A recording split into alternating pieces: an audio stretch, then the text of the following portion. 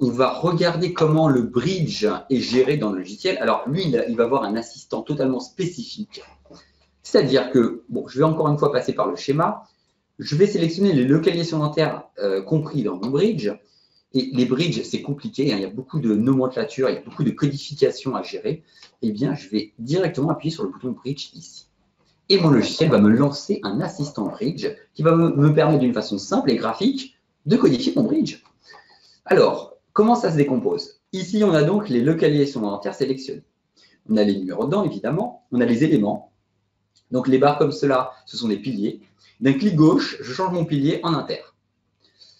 J'ai également une barre horizontale ici qui me permet d'indiquer où est mon acéramique et où est mon métal. Et en fonction évidemment de la sélection, on voit la codification ici qui évolue.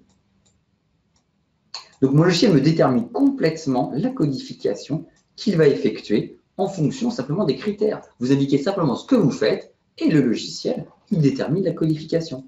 J'indique ensuite que mes actes sont sur des dents non reconstituables durablement. Et je le valide.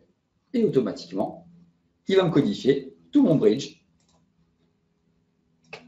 Évidemment, cet assistant bridge est totalement compatible avec les nouvelles codifications, les bridges collés, les bridges en extension, etc. Il peut tout déterminer en indiquant simplement sur quelle localisation dentaire vous faites quel élément et en quel matériau. Évidemment, vous pouvez établir des devis à l'aide de ce module. Vous pouvez même établir de multiples propositions à l'aide de ce module.